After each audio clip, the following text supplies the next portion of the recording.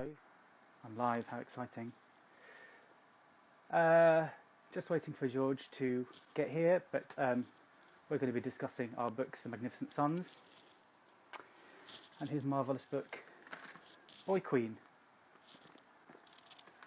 I'm sure he'll be along in a moment.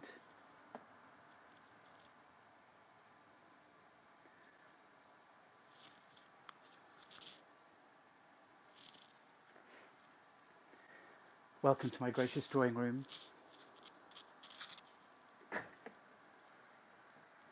Oh, it's like patching into the one show.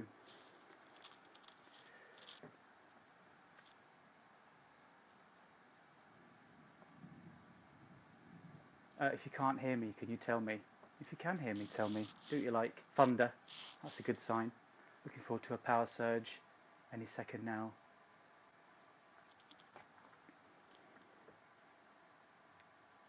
George is just getting his lippy on.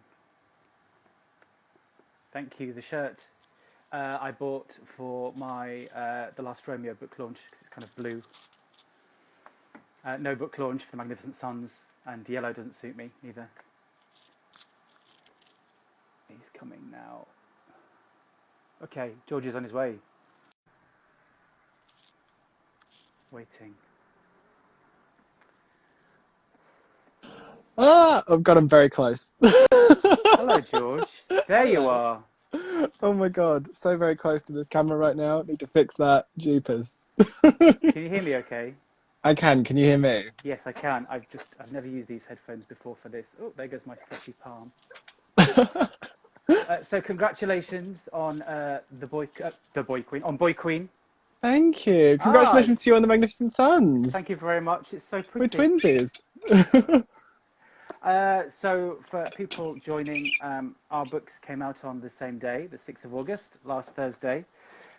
Boy Queen is George's first novel. Magnificent Sons is my second. So I thought it'd be really interesting to talk about what it's like for you to be a debut author in the midst of this hell, and also, I suppose, what it's like for me to be do we say sophomore? We don't say Oh, that, do we? No. sophomore. Sophomore author, that difficult second album, but a book Mm. also launching during the hell of lockdown. So I Yeah. thought we'd start that question that I love being asked. I thought I'd ask it to you. What's the elevator pitch for Boy Queen? Hate that, Um, but I'm going it's to ask you. awful. But I did come up with one, like, because I like to whenever I'm writing something, I like to come up with it's this means this, just because then when people ask me that question, I'm ready for it. So it's Dumpling meets RuPaul's Drag Race by way of Gilmore Girls. Um, why a novel about a teenage boy who wants to be a drag queen? That's like my elevator pitch. What about That's a you? What really is short yours? elevator. You're not going up many floors then. No, You could have taken the just stairs and that probably took you. it's when you grab someone between floors. That's like my short version. Slightly, I can do longer. So, what was another question that I hate being asked, but I get to ask them, which is good. What was your route to publication? Because you worked in publishing already, right? Yeah. So yeah, I worked in publishing, and I left to go and do a master's degree in musical theatre. Okay. Um, and and while I was on my master's degree, I did we had to do a 45-minute solo show, and I did a 45-minute drag show. And I think my editor, who I used to work with, saw that I was doing drag and that I was still doing it after I finished at Mountview, and was like, I want a book about a teenage boy who wants to be a drag queen, and I think you should write it, because she knew that I had an agent and that I'd been writing for many moons and hadn't quite found the right fit yet. And Okay. so she asked me to write a sample, which I did. It wasn't very good. So she sent me some notes, and then I wrote a different sample, and that one was better. Then they bought it off of 20,000 words, which is one of those wild little things that just like never happens. And it's just like, oh yeah, I just like bought off a sample and then had to write a book in 5 minutes, which was kind of weird. That's really interesting, actually, because that's how I got my book deal for The Last Romeo. I didn't Yeah. write any of it, really. I wrote about 4,000 words, got the Oh book my deal. God. I know, right? Wow. That's wild. Got it. But so Two as like, well. So Terrifying. yeah, because I remember when I saw that announcement go out in the bookseller, because I knew of you as the guy liner. Yes. And I remember when it got announced, I was like, that is genius. And I was like really excited to read it like from that point. And then I'm a big audiobook listener, which kind of worked in my favor because both with The Magnificent Sons and The Last Romeo, the audiobook and ebooks came out before the physical copies. Yes. So like I got to listen to them and really, really enjoyed both of them, Oh, which thank was you. marvelous. It's the same guy reading both, actually, Joe Jameson. He's He's really good. fantastic. He's He's really really, good. really great. Does all the voices. It's brilliant. I thought it was really great. I really enjoyed it. So you mentioned there, actually, and I was going to bring that up, that you do actually have a drag persona yourself. That Do girl, am I that pronouncing that right? that girl is That girl. fine. There's lots of R's in it. Okay. Lots of So, R's. when did you start doing that? So that was part of my master's degree. So Yeah. we had to do a 45-minute solo show, and I knew quite early on that I wanted to do drag as someone who was a fan of Drag Race. And then it was through like tutorials with my MA advisor, whose husband is a drag queen, being like, read these things and go and watch these live performances and like see what happens. And that was sort of like a huge eye opener for me in terms of like how much more to drag there is than just RuPaul's Drag Race. Yeah. And yeah, and it sort of went from there. And the name came about because I couldn't think of a name, and so I would. Hard. So it's so difficult, and I had like lists upon lists of all these different names. And I was like, "That's not me. That's not." And I just started referring to her as that girl, just in casual conversation, and then it just sort of stuck. And then suddenly, like, I like so the show that I did was called "Who's That Girl." Okay. So now we've got like the possibilities of shows with that girl in the title is endless. And how often do you perform as that girl? Well, before we went into lockdown, I was doing a drag competition called The Crown at Freedom Bar in Soho. Oh, yes. Um, I've not been there for a and long time. yeah, and so we were doing that like in a downstairs space, and obviously then we went into lockdown. So that was my first like performances in like a public place that wasn't like a lovely studio theatre at Mount View. When you're out of the safe walls of your friends watching you, and it ends up being people in a club, which was kind of wild and kind of amazing. And I'm excited to get back to that when this is When done it's all with. over and we I can get know. in amongst it again. Yeah. So which is harder, bringing a book out or getting up on stage as a drag queen and performing to a bunch of strangers? Oh my God. Kind of the same thing. Yeah, I mean, either way, you're like bearing your soul. Except in one of them, you're doing it in like a 6-inch stiletto heel and hoping you remember your words and that your wig stays on. Maybe that's a perfect metaphor for bringing a book out, like trying to balance all these things at once. So how long did it take you to write Boy Queen?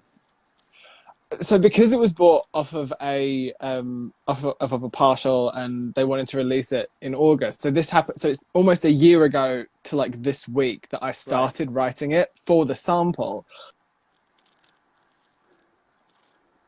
Ooh.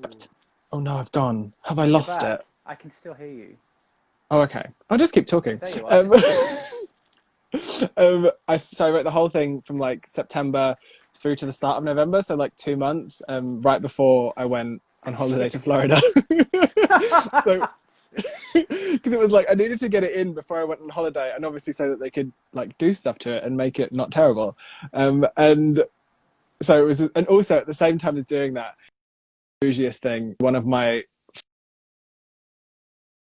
favorite like moments was like I was doing a show at the Union Theatre at the time called Yeah. Gentlemen Prefer Blondes, while I was writing the book.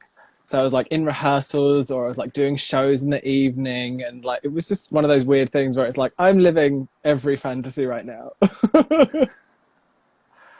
That's very, very impressive to have such a quick turnaround. Because the thing about publishing, I mean, you will have known this from working in it. The thing about publishing is that everything takes, it feels like forever. Because I'm used to writing, for newspapers and magazines and online, where the turnaround is very quick. Mm. And once it's up, it's up. There's no real editing or farting around. Sorry, my phone is determined to go to sleep, even though it's on full power. I don't know why.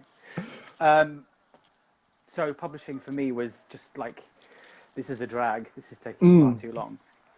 But that's quite impressive turnaround. Well done. Thank you. So, Boy Queen tells the story of Robin, Yes. he has his 18th in the book, doesn't he, actually? He's Yeah. 17.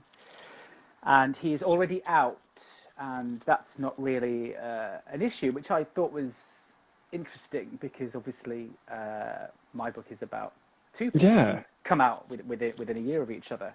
So I was wondering, actually, I wrote this question down so I wouldn't forget it, so excuse me. So Robin's already out, and very little is mentioned about him coming out, really, Mm. and what that was like.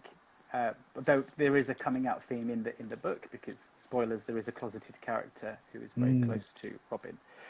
So what was the thinking about that? Was there a conscious decision to have the focus on? Because I suppose he comes out as a drag queen, Mm. Yeah. but was there a conscious decision to make Robin's sexuality not really an issue? Because it's not. He dances.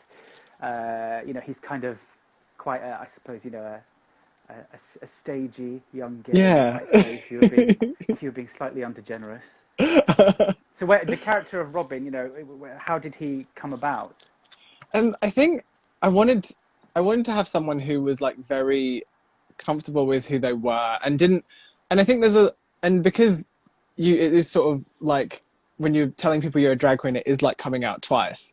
Yeah, So I wanted that to be kind of something that he feels at like various points in the book, but like I wanted it to just be he's someone who is very himself and he's very like comfortable in that. And I think I love coming out narratives, and I think they're so necessary. And just think for this book, I didn't want to write a traditional coming out narrative, which I suppose is probably something that you can relate to in the sense that The Magnificent Sons isn't. Um, I was thinking about this today, how it's not like a traditional like coming out narrative at all. It's what makes the book so good is that it sort of flips it all on its head a little bit. yes. I felt kind of the same. I really wanted to do a coming out story, and it's Mm. funny. Before The Magnificent Sons was announced and everything, and when it was just a work in progress, and I said, oh, I'm doing a coming out story next, everyone assumed it would be mine, repurposed for a book. And I didn't really want to do that because I've read a lot of coming out stories. Obviously, I'm quite old, and I've read, there's quite a lot of them out there, and most of them are quite, not all of them, but most of them are quite nostalgic. Mm. They're set in the past, and they are that journey of, a young boy who knows he's different, or girl, of course, who knows they're different, and that kind of struggle. And I wanted to write one that was set now, Mm. and that took into account the challenges and what kind of experience someone coming out would have if they came out now. And I also really wanted to compare someone who comes out late in life, which I did. I was about 24, Okay. with the new generation who seem, at least on the surface of it, to be coming out younger and younger. I mean, Yeah. what if it's not a personal question? What age did you come out? I came out to my friends, a couple of my friends when I was 14, I thought you were going to say 15. 4. I was like, Oh my God, can you imagine? I just came out jazz handing them out. progressive play group. Yeah, so when I was like 14, and then when I was 16, that's when it sort of went a bit further through an accidental outing at a prom after party. I know, full Wow. drama. How is there not a book about this yet? I Or is know, there? right? Or will there be? But yeah, it was. So I don't know. It was, but that's what I think I found so fascinating about The Magnificent Sons. It was about someone who was coming out later in life, and it's interesting that you said that that was like a conscious choice of something you wanted to do. Like when you and having the different voices in there, I thought was really interesting. Like hearing it both from Jake's perspective and Trick's perspective. Was it always like that, or was it like often a separate thing? Was it ever just about Jake, or was it ever just about Trick? Or No, it was always going to be about the two brothers, because I'm fascinated by.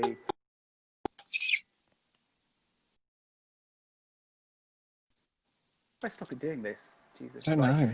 know. Um, I'm fascinated by generational divides and how everyone thinks that everyone else is having a much better time. Yeah.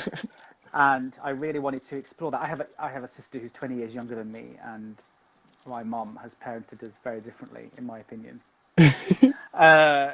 So I wanted to explore that. So it would always have been about two different people coming out, because I do think that in the gay community that I've lived in for the last 20 years or so now, I've noticed these assumptions about gay people at different ages, and someone's just commented, story on Pink News today about a guy coming out at 90.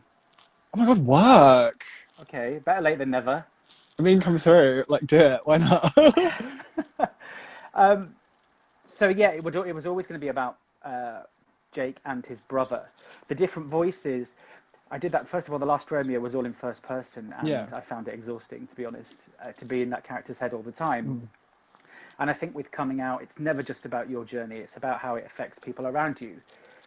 Because, to be perfectly honest, when we come out, we are coming out for everyone else, just as much as we are ourselves, Yeah. to be accepted or acknowledged or whatever. So that's why there's different voices. So there's Jake's point of view, there's Trick's point of view, there's Jake's girlfriend Amelia's point of view, and a couple of times there's Bertie, who's the older gay man, Yes. and Kia, who is Trick's best friend, who's a trans woman.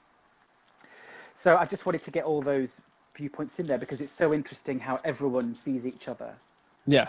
and it's never what you think, how you think people see you, in a good way and a bad way. Yeah. And I think it was interesting having that generational shift. Well, not generational, I guess. I mean, although there's 10 years between them, I guess, between Trick and Jake. And like Jake's reaction when he's talking to his parents about it, because I completely agree with you. Like, I have a sibling who um, is he 10 years younger than me or even more than that? I think he's about 10 years younger than me. And Oh, wow. I think he has been parented differently to how I was. Um, I don't even know if he follows me on Instagram. He could be watching for all I know, but I think that's true. That's my story, and I'm sticking to I'm it. sure my sister would be the first to admit it's true. But she thinks I had the better deal, obviously. Yeah, well, of And course. I think the reverse. And that's what happens with Jake and Trick, really. Yeah. They think that the other one is having the most fun. Yeah, and the other one has it easier than the other. One thing I really enjoyed about Boy Queen was Robin has a very tight network of friends. Where did the inspiration for them come from? Are they based on people you know? Or, because obviously, you being a debut author, that question I always loved being asked was, so is this you? Is the main character you? I mean, a little bit. I've had the great privilege in my life that I have been friends with some incredible women who've been like my like besties, who have been who are strong and driven and like so very supportive of everything that I do, but also aren't afraid to call me out on my bullshit, which is where Natalie came from. She was like an amalgamation of like all of these people who like I love so much, and who have like been there. She was so much fun to write. And Greg is like, I've referred to him so many times as my token straight boy. Like in a world where practically everyone is queer, it's just this random straight character that floats around.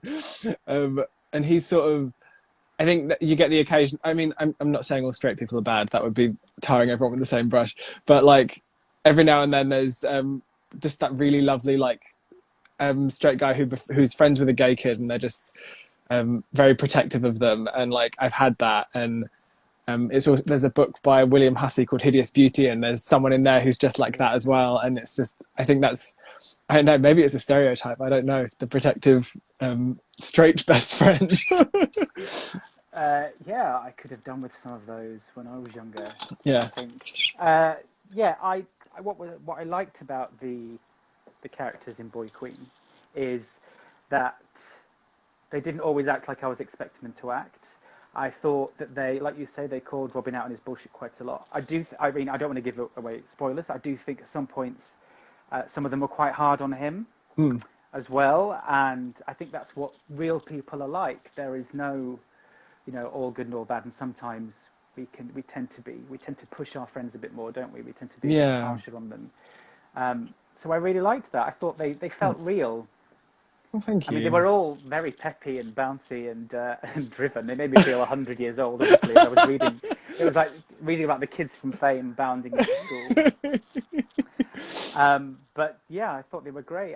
When it was over, I was sad to leave them, which I think is always a really good sign. Yeah, that's a really nice thing to hear. Like I had so much fun writing them, and like you said, they're very like peppy and bouncy. But like I wanted them. what my favorite like TV shows and my favorite like things that I watch are like, and it's the same with my friends as well, like where you have like your own language, Yeah, and like you just have all these references, that if anyone like, and if anyone is walking by like down the street next to you and you say something, and they hear like a snatch of conversation, they'll have no idea what you're talking about because you're so deep in your own in jokes that it just doesn't make sense anymore to anyone else. Yes, that was kind of, I wanted that, and I'm glad that came across because I it really definitely enjoyed feels them. that way. I would say, yeah. They you can tell that they are all there for each other, but also Yeah, don't try I it. think that's what you need. And I think that's what Absolutely. Jake ends up having in the people that he meets when he is kind of heading further into the gay world. He kind of finds his tribe and finds his people. Um, when you had Bertie in there, who I loved, I wanted to be friends with Bertie. I thought he was fab. Was it intentional to have like that? So you've got like kind of three generations of I'll tell you gay why people in Bertie's the in book. it. Because I'd already planned for this kind of character, and then when The Magnificent Sons was in its very early embryonic stage. For anyone who hasn't read it and is watching, Bertie is an older man in his 50s who the main character Jake meets in a gay bar, but there's nothing going on. And I read a piece just when Magnificent Sons was a very early draft saying, oh, in these gay stories, there's always some ancient old gay man who reckons he's not interested in the sexy main character, but totally is. I'm sick of that cliche, and I thought, brilliant, he's staying in. Because the thing about gay cliches and gay stereotypes is that they exist for a reason. And Yeah. these men do exist. When I was much younger, yes, there were the men who would chase me around the club and I wasn't interested. But there would also be kind of kindly, maybe a bit world weary, Mm. older gay guys who, you know, not maybe protected me or anything, but just offered their sage wisdom, often with a forked tongue. And so yeah, but I suppose Bertie is in there as well to demonstrate that the generational differences. And towards the end of the book, Mm. one of Bertie's friends says, "I just don't understand why you hang around with all these young gay guys. They're never going to bone you." And Bertie says, "Well, I don't want them to bone me. Whether he's telling the truth or not, Yeah. I couldn't tell you." But yeah, I wanted, I suppose, with it being about generations, I wanted to show lots of different kinds of gay men, and some of those gay men are stereotypes. Some Mm. of them avoid stereotypes and shy away from them, but just a wide representation. I can't represent everybody, and that's one No. of the challenges I think about writing LGBTQ fiction, is that there are so many different people within that umbrella with so many different experiences. Even me and you are both gay men, Mm. 20 years apart in age, but we've still got very, very different experiences and journeys and how we got here. And sometimes there feels like there's a responsibility that almost feels quite heavy in trying to tell as many stories as possible and trying to tell the stories as authentically as possible. But all you can do really is tell one story at a time. Yeah. And so that's what I did with Jake and the other magnificent men in the book, Yes. is just one at a time.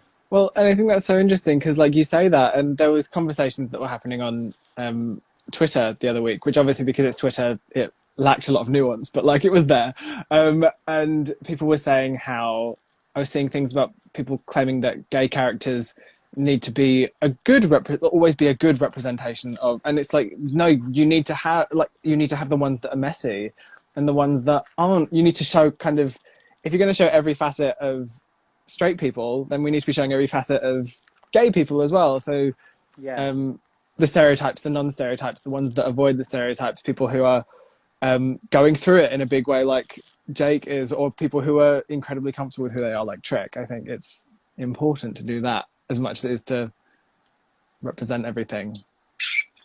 Yeah, absolutely. There are so many different people out there, so many different stories to tell, and who's to say that one story is good and one story is bad? Because our views will always be different on that. Mm. And as for positive representations, like for example, I haven't read many of the reviews for Magnificent Sons. I read all of them for The Last Romeo, but I decided for this one not to, just to see if it made my experience any different. And also, I think the day it came out in ebook, I read a really bad review and I thought, why am I doing this? I can't say anything in the book now. So I stopped, but some of the feedback, if I'm tagged in them, obviously I see them. And someone said, oh, there are a lot of, because Jake comes out as bisexual, there are a lot of instances where the biphobia is not called out. And I said, well, welcome to being LGBTQ. Yeah. If we spent all our time calling out these microaggressions or, people talking shit about us, then we wouldn't be able to get anything else done. And sometimes there are just instances where you have to let things slide. And especially with bisexuality, I spoke to bisexual people. I've done a lot of reading on it. I have had bisexual friends, and they all told me the same 4 or 5 judgments and arguments and debates always happen. Greedy, can't make up your mind, you're going to be unfaithful. What does it even mean? Are you more one or more the other? And Jake has all of that to deal with repeatedly sometimes, and he doesn't really handle it very well because even he's not really sure what his sexuality means. So rather than feel a responsibility to give some kind of photoshopped representation about everything working out and everything being all right all the time, I would much rather show what it might be like for someone, and sometimes you just have to let the homophobia or biphobia go. Yeah, and also he's still figuring it out. Like it's Yeah. so brand new to him that like it's.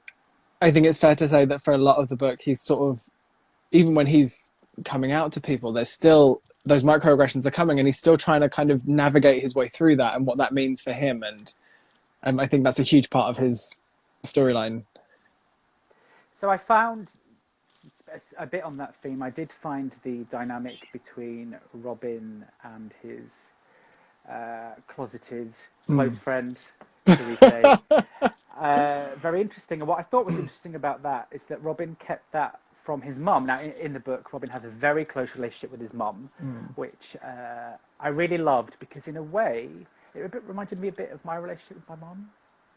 In a way, we quite a very. My mum's young as well, and I never said what I don't think Robin's mum's age was, but she felt young. Yeah, I had that in my head. She was, yeah.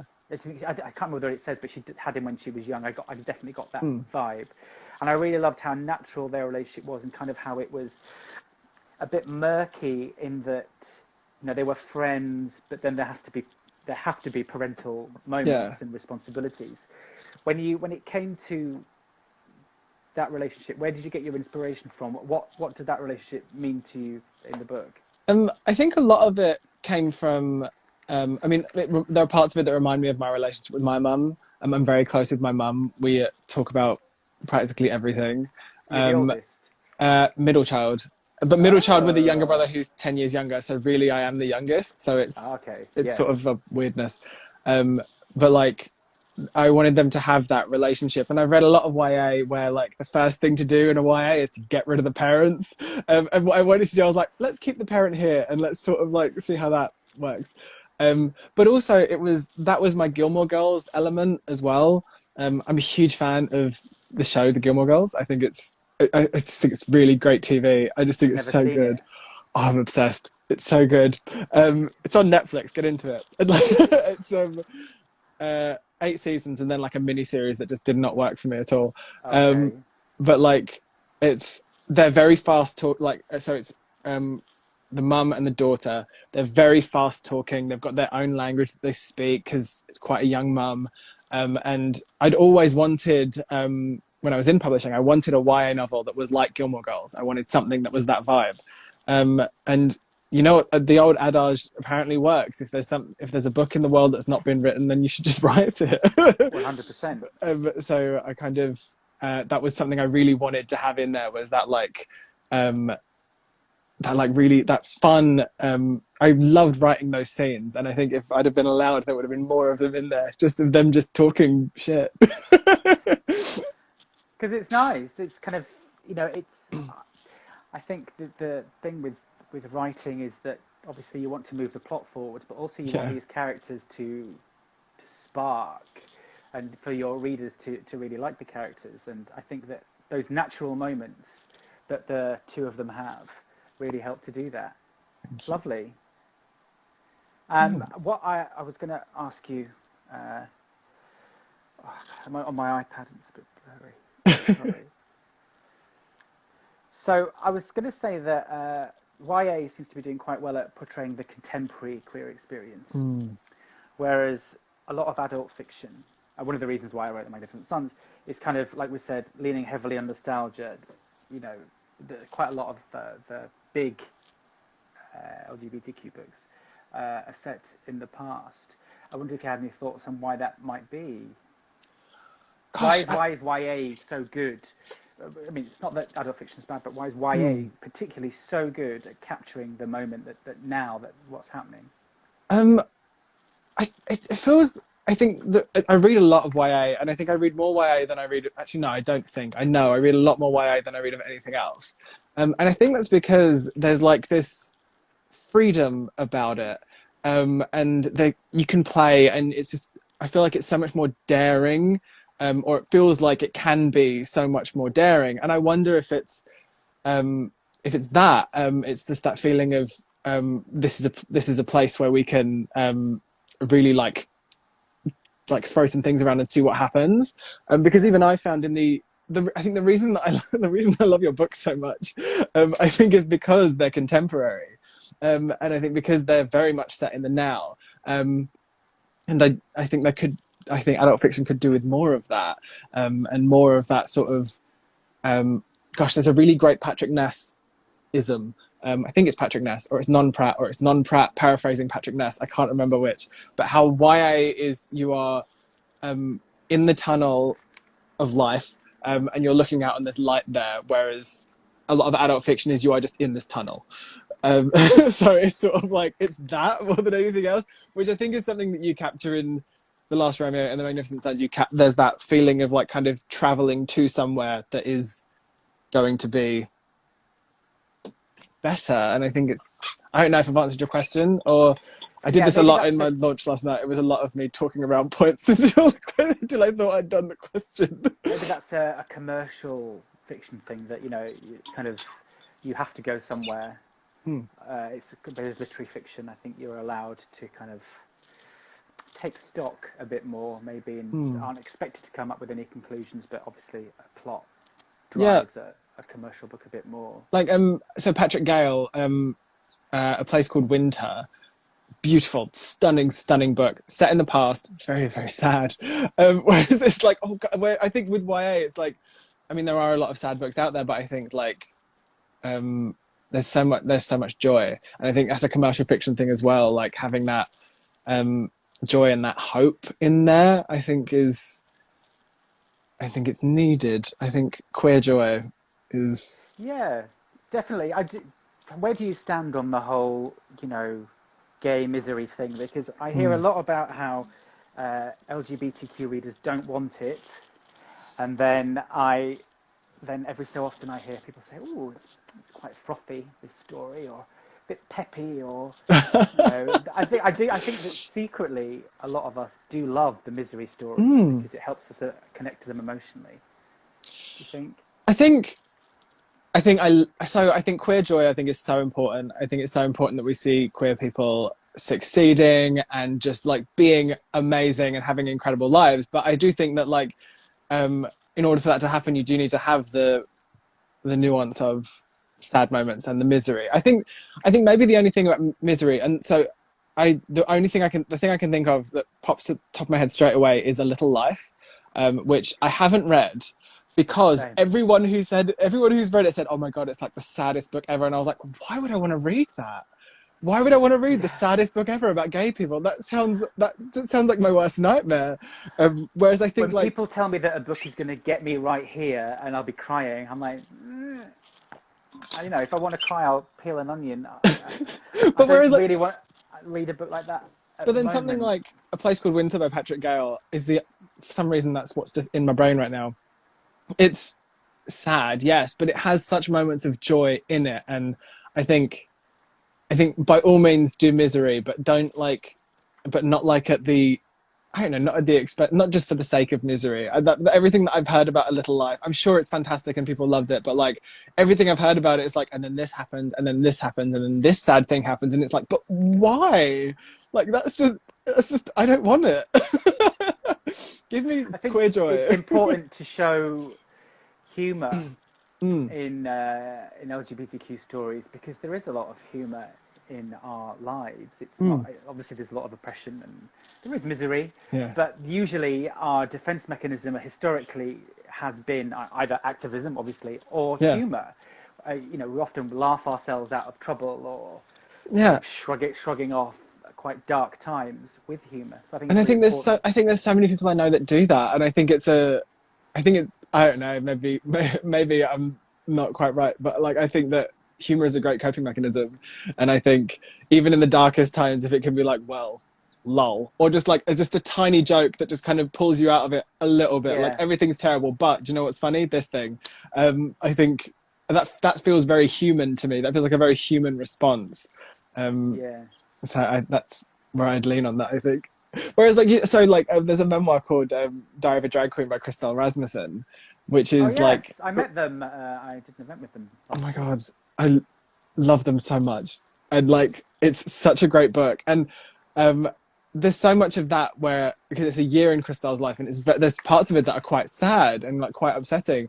But again, it's that thing of like, this terrible thing happened, but I'm going to turn it on its head and here's some humor. And I think it's such a human response that I think it makes for a more fun book rather than just like sadness. Absolutely. So you may have noticed there's been a pandemic. I'm not sure if Has that? that's affected you anyway. So you're a debut author, and as Yeah. I know only too well, your debut year is so important because it's the Mm. first time you're doing it, and it means so much to you. So I'm sure you're going to be very positive and upbeat about it because that's what we're told to do contractually. But how's it been bringing out your debut novel during the what they're calling unprecedented times? Oh my God. If that's not the word of the year, I swear down. Um, Yeah, uh, uh, it. I think when it first was kicking off, I allowed myself to have my sadness, because I was very like full like Greta Garbo on the sofa, like, why is this happening to me? yeah. But then I was like, pull yourself together. There's people that are dying, and I thought, do you know what? Like, it will be fine. What will be will be. The book will still come out. It will still be fabulous. Um, and I think there are a few times when I've been like, oh, this sucks, because like the Yalk weekend, I was really daft and I left all of my events in my calendar, so they just popped up when they're meant to be happening, and I was like, well, this is depressing. Um, but like but then like there's other things that I did for Yak. Like I did a really fun video for my kind of book, and like I've had this epic blog tour that's happening like to the end of the month, and I I got know you're everywhere. I'm No, you saying that. can't honestly I'm at this point where it's like, at what point are people just going to start unfollowing? It's like a Because like, carpet bombing of promo. I've loved it, just but you can't have to do it. move for it. No, But like I've got to do so many fun things, and like I don't know. People were so nice on pub day. Like people were delightful, and like it's that thing of like, would it have been like this had we not been in the Corona times? Like we'll it's never know. we'll never know. And I don't know. I think there's things that I've like missed out on. Like I didn't get to do like the big flashy book launch and stuff. But like hopefully I'll get to do this again one day, and we'll get to try it again when the world is in better times. How was it for you? Because it's your second book, so because you've had the comparison. Yeah, very different. There's no way of sugarcoating it. You have to remain stoic because Hmm. at least the book is coming out. It was delayed. I was supposed to come out in May. Everything was supposed to come out at the end of May, but they released the ebook and audiobook Hmm. because it was ready, and the hardback to come out 6th of August as your book came out. It's disappointing, my favourite thing about being an author is going out and meeting readers and speaking at Hmm. events. And I already had quite a few booked in, and I was looking forward to getting on the road and promoting the book because this is such a different book from The Last Hmm. Romeo, and I think there are some really interesting new talking points around the book. I do like talking about dating, and I do like talking about that kind of stuff and etc. But I was looking forward to having a few different Hmm. conversations in 2020. And with it coming out in a hardback, The Last Romeo didn't come out in hardback. So this was going to be all new, and Hmm. so it's disappointing. I won't lie, but I'm kind of looking at it like it did come out. I've decided not to do too many online events just because I want to keep the excitement going for myself because the paperback is coming out next year. Yeah. So I get another go at it, assuming the world is not burning Yeah. by then. So I'm focusing on that and enjoying the hardback moment, and it's had some really, really lovely feedback, better than I was expecting, I think, because I was quite nervous with this one because it's probably a bit more ambitious than it needed to be. But yeah, a bit disappointing, but I don't know. It's in shops now. It's nice to see it now. Yeah, I think that was. Yeah. Yeah, I mean, is there a silver lining in anything that's happening right now? I think the fact that it came out in August for me, I think was good because it means that I have got to see it in a bookshop. I think that's like that was a moment, and that's still a moment every time I've done it because I keep going to bookshops because apparently I'm just really enjoying myself. Um, Of so course, like, you have to go and see the book in the bookshop. It's fine. That's normal. so And I you're just wearing get a mask anyway, so no one knows it's you, unless you're wearing exactly. the Boy Queen mask, obviously. I know, of course. But yeah, I completely see what you mean, like with the event stuff. But like, so you said that it's more ambitious than it needed to be. How do you mean it was more ambitious than it needed to be? Because of all the voices, or because of also because it takes place over such a long period of time as well, I suppose. But what did you Yeah, mean by that? I suppose I tried to do quite a lot, and I could have, I suppose, cut a few of the subplots, but there were things I really wanted to say and that I wanted to happen, and I suppose, you know, I could have just written another The Last Romeo in it with a slightly different character and that kind of thing, but I really wanted to do something that was markedly different. Um, if only to show really, because obviously The Last Romeo is not really that autobiographical, but a lot of people think it is, and write what you know and that old adage and stuff. So I wanted to maybe write what I didn't know and see how people reacted to it. I think, as a writer, you want to develop, and I was quite impatient to do that, so I went for it on this one and hopefully pulled it off. You did, yeah. Like I when I was sorry because I listened to the audiobook for both of them. It was different because obviously you didn't write it in first like you did with The Last Romeo, but it was still that what I would now refer to as your trademark, having read a lot of your blind date articles, it being that kind of trademark wit and that like it was very funny, which is the same thing I had with The Last Romeo, where like I would be walking along while listening to it, and I'm really terrible when I listen to audiobooks. I'll like I fully react to everything that's going on, so I'm just like walking along the street, just laughing away to myself, and that's probably not the best look, but I was enjoying myself. Good news for me though. I'm into Exactly. that. Good thing for you. Not so good for the people that are around me. Like, what's he finding so funny? Oh, fuck them.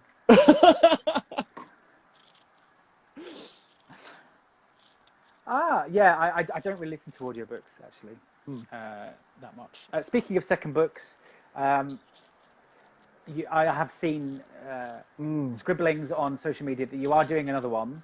I'm Boy Queen was a one book contract, so we're in the joyful stage of trying to get another one. Same. We live, and it's just like it's trying to figure out what that. I sent things to my agent today, so it's just trying to figure out what that's going to be, and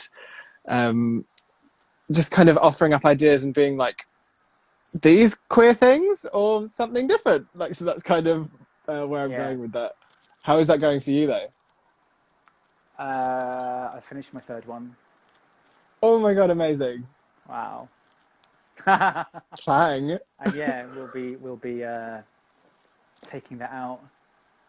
Whatever you do, I don't know. I didn't have this before. I Oh didn't. god, of course. So I don't know. Taking it out to auction like a big cow Yeah. or something to market. I don't know. Yeah, so it's done. So it's That's ready to. exciting. Oh, I've just We'll done see. samples. I'm terrible. I've just been like, what about these things? I've just kind of done that. Um. So what do you think the future holds for you, your career as a writer? It's a very serious question, isn't it? I feel Oh like I my should be gosh. a careers teacher. Oh gosh. Where do you see yourself in 5 years' time? Hopefully not in quarantine. Yeah, hopefully not wearing a mask in shop. Oh my god. I think I want to keep writing queer books. I want Mm. to keep writing. Um, I think, I mean, I want to keep writing. Period. But like everything that I've like sort of been like the things that I've sent off, including a Boy Queen sequel because you never know. Of Um, course. why not be Why like not? more of this, more drag queens. And a couple of other things that I sent off. It's very sort of like, um, just I want to write fun romances that are just combinations of things that I really really love. So like I've sent off a couple of things that are sort of like they're very rom-com ish. I'm a huge rom-com fan. Yeah, So same. I've kind of gone down that sort of route of like it's this rom-com meets this. You're welcome. That's my kind of pitch that. And when it comes to reading yourself, what are you into at the moment? What have you just read? Another question you'll get asked loads when you go out and do events. Oh gosh. Have 5 books ready. Okay, so I've That's just what they want to know. finished The Gravity of Us by Phil Stamper, which is it's just I can't remember. I was in Waterstones Kingston talking to the bookseller about it because he asked me what I'd read recently, and I stood and I pointed at it and I was like, "This, it's just really fucking good YA," and it's two boys that are well, it's from one character's perspective. They're sent to their parents are in like the NASA space program, but in the modern Oh, day as if they're going to Mars. So these kids are having to be moved to Texas to be part of this reality show because obviously if it was happening in this day and age, there'd be a reality show of about it. course. Yeah, And standard. it's that and falling in love with one of the other kids whose parents are in the space program. It's so good. It's like Star-crossed lovers, but literally. literally, it's amazing. So I've just finished that. I'm reading the new Simon James Green at the moment, Heartbreak Boys, which is just glorious because it's Simon James Green and it's just wonderful. Oh, brilliant. Yeah. What about you? What have you been reading recently? I've just finished This Lovely City Oh, that is by a Louise cover and a Hay. half. What a cover! That's stunning. Such a gorgeous cover, and I'm happy to say that the book is brilliant. Yay! I'll be posting a gushing review on my Instagram this week. Yeah, lovely. I actually met Louise a couple of times at an event called the Riff Raff, which was for debut authors. Actually, it was like a monthly literary event. It's on hold at the moment now because of all this. So it's just really exciting to see it's a debut as Oh, well. It's just wonderful. been longlisted for the HWA, what's it called, the Crowns thing. Oh, the Anyway, daggers things. Is that no, them? No, that's CW. I've got that wrong, whatever Yeah. it is. But Mm. yeah, it's brilliant. Oh my And at the gosh. moment, I'm reading a proof, Alexandra Hemingsley's "Somebody to Love," Ooh. which is about. I can say right. It's a proof, so it's out there. Yeah, it's out Yeah, in the yeah, world. yeah. I don't know how it works. Yeah, it's about basically her partner transitioned, Mm. and it's about that. I'm about a quarter of the way in. It's really good. I'm really enjoying it. Oh, fun. She's a brilliant writer. She's already written a couple of books, kind of non-fiction books about swimming and running. Oh, So this is stunning. kind of more personal. It's really, Mm. really good. So recommend it. It's out in January Okay. 2021, assuming, again, Oh my the world God. still exists. 2021 books. We haven't had any questions that I can Oh, okay. see. If anyone's got any, just throw them in. Oh, hello, Kai from Fantastic Books and Where to Find Them. I met him in Edinburgh at an event that not many people turned up to. That happens as well. Oh Enjoyed gosh, that. that's going to be. I mean, at least the joy with virtual events, it's just like. Oh, who cares? Mostly, I Yeah. don't know. It's all the empty chairs in front of you. You're like, well, Oh my okay. God. Like a preview of your own funeral. Oh my God, that's Sorry, a that was dark quite thought. dark. It's a dark thought for a Thursday night. No questions so far. If you do have a question for either of us, do send it in. Doing all right for time, a few more minutes. Any question? So if you can say anything about what your third book is, or do you not feel comfortable talking about things that are not yet things? No. Changing direction. Oh, okay. I'll take That's change in it. direction. Yeah. What would my drag name be? Oh, yeah. I'm assuming you're asking me because George already is a drag queen. It would be Flirmaldehyde. I love it. That's so great. How long does it take from sending off a sample to agents to getting published? Oh my I God. didn't have that journey, so that would be maybe you, George. So I didn't send samples. I had to send when I was first getting my agent, which was 6 years ago now. I sent off 3 chapters and a synopsis to bunches of agents. Um, and then normally you wait for 6 weeks while they read them and decide if they want them or not. And then all being well, they get back to you and they want to read the whole thing, and then you meet, and then hopefully you meet with some of them, and then they send it out on submission. But then that book went out on submission and didn't sell, as happens to a lot of authors who have agents. Not everyone's first ever book sells. Yeah. I then wrote several other things that I really, really enjoyed, that either didn't sell or didn't even make it on submission. Yeah, it's kind of a long process and it's different for absolutely everyone, which is just so unhelpful. It Like is. you can read so many articles, but everyone's story is going to be different. Like, I mean, I was like approached for this book, I guess.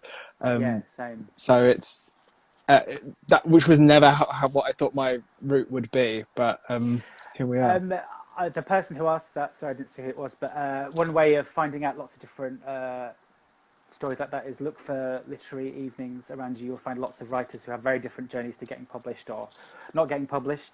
And they're also a really good opportunity to go and talk about your work. There's so few opportunities because people just unfollow on Twitter, and my family just kind of drift off whenever I mention I'm a writer. So, recommendations for queer books. George's Justin's. Queen. Less by Andrew Sean Greer. I don't know what my copy is. Oh, I need to read that. That is one of the best books I've ever read. This one also. Oh my God, I love it so much. Oh God, it's so good. Oh, it was my favourite book of 2019. It came out last year, didn't it? Yeah, paperback came out this year, I think. But yeah, oh my God. So read that one. So good. Justin's books, Black Flamingo, Hideous Beauty by William Hussey, gorgeous YA thriller. You Should See Me in a Crown by Leah Johnson, which is I love the cover for that. It's so great. It's just absolute joy and wonderfulness. And if you want to if you do want a queer book that'll make you cry, Adam Silvera, because I think he does strike that balance of like, this is going to rip your heart out of your chest, but you'll laugh at some points as well. So I think it's a perfect balance. Yeah. Can't cry all the time. No. Have you ever dumped a character from a book you regret and want to bring them back in a different story? Hello. I know that person from Twitter.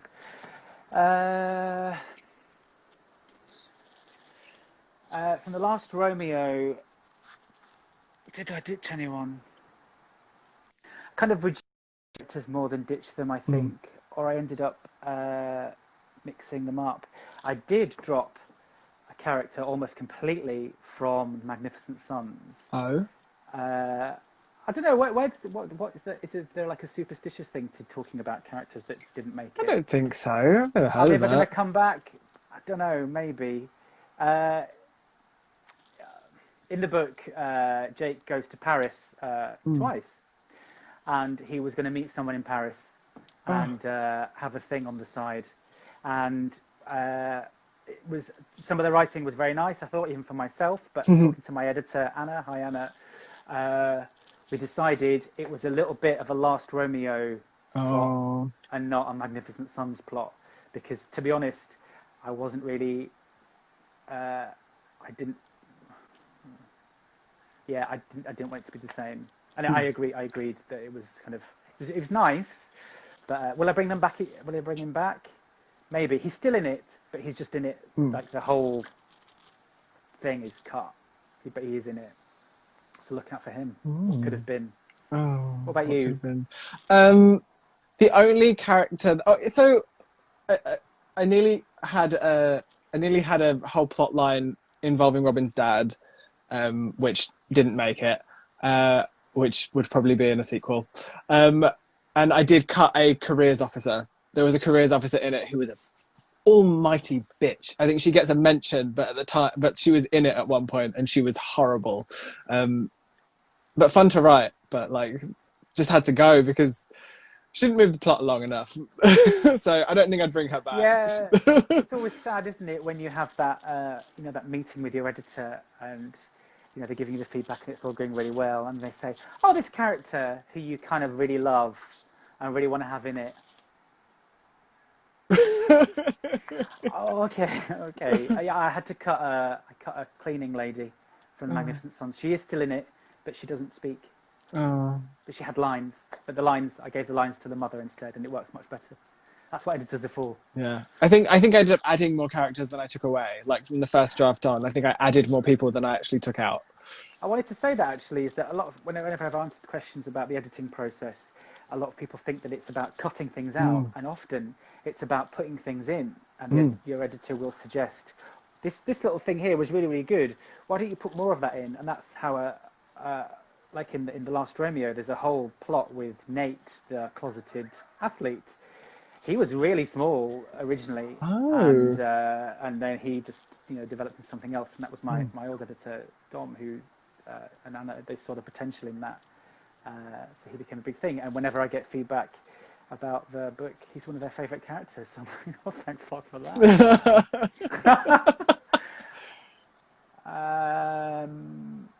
Hey gals, hello. Hello, Sophia Stardust.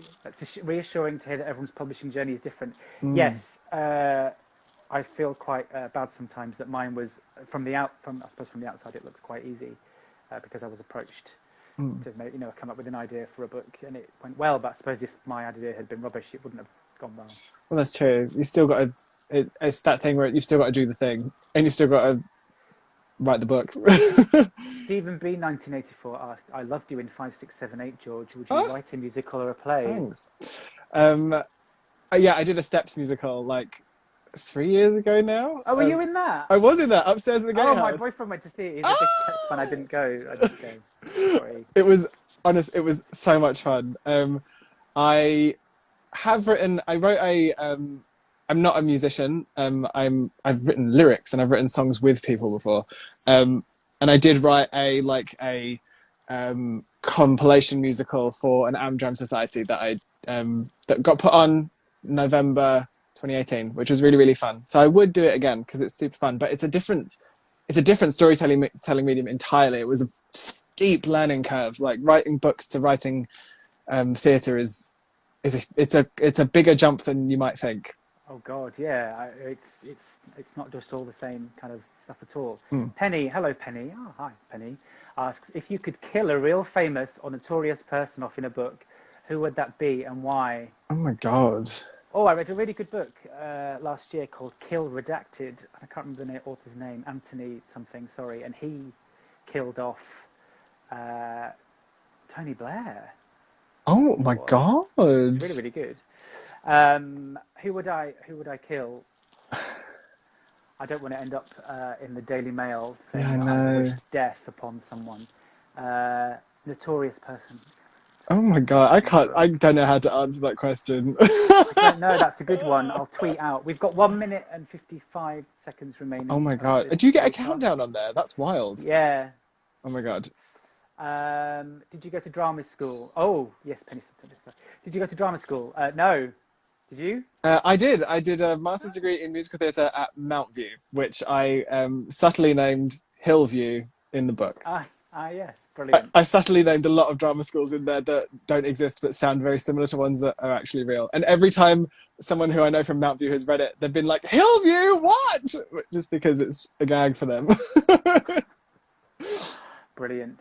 I suppose we should wrap that up, George. But it was lovely to talk to you. This has been really nice. No, it was really great.